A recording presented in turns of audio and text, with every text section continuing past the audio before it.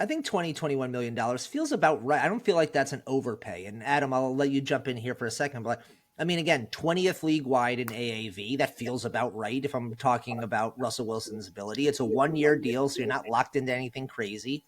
I mean, I think 20 million, if you're going to ask someone to be your starting quarterback for at least half the season, minimum, if not the entire season, I think someone of Russell Wilson's caliber, I think is worth about 20 million when we look at, we look at the big name free agent of Sam Darnold, who signed in this offseason, obviously two completely different situations, Right. but he gets 33 million a year. So, I Yeah. mean, a third of that contract, that feels about right. Yeah, that's fair. And most of the players below Russ are rookies. So in terms of Mhm. starting quarterback market, he is at the bottom. The question is, do you consider Russ a starting level quarterback in the league now? Personally, right, I'm a GM looking at this team. I don't see him as a viable starter anymore with his skill set and his ability to play.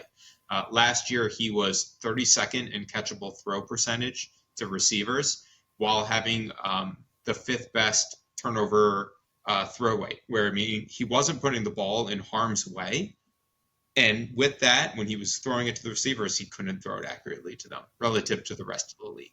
Right? And that is the number one job of the quarterback, especially with precision players like Wandale and Neighbors, who are big yak guys.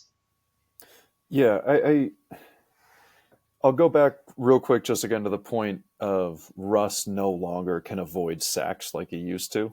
Um, really did struggle at times behind the O line in Pittsburgh last year, which isn't as good as we may imagine a Pittsburgh O line to be. But also, what does he do best? Those moon balls. Absolutely. Now, I'll argue a little with what you said earlier. I think Slayton is a very established deep threat receiver. I think that's pretty much going to be his job in the league. After his rookie contract, I don't think he's going to be signed to do a whole lot else. He can. He's solid at other things.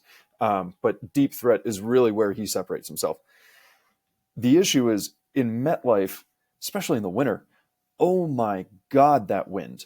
And if you're getting older and your arm strength isn't what it used to be, and you're relying on balls that are going to be in the air for longer than anyone else's passes to be the thing that separates you, I don't know if MetLife is the stadium to do that in. So I don't think Russ was the right signing. Rodgers would have been a better signing. He had to deal with MetLife all of last year. I was at the MetLife game where the Jets played the Rams. It was the coldest I have ever been in my life, and Rodgers played well.